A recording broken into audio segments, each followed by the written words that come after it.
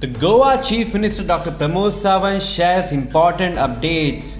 CM Sawant expresses grief over the loss of lives due to Tauktae cyclone and has sanctioned financial assistance of 4 lakh for every family of the deceased due to cyclone in the state. CM took to social media and said the following: "We are extremely saddened by the loss of lives due to Tauktae cyclone in Goa. The government has sanctioned financial assistance of rupees 4 lakh for every family of the deceased due to cyclone in the state.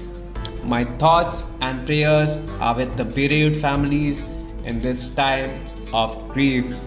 CM on Wednesday visited cyclone affected areas in Bicholim and Devim and said that Tauktae has created widespread damage to property in the state. More than 135 houses have been damaged. The government will provide necessary relief to the families affected to rebuild their houses.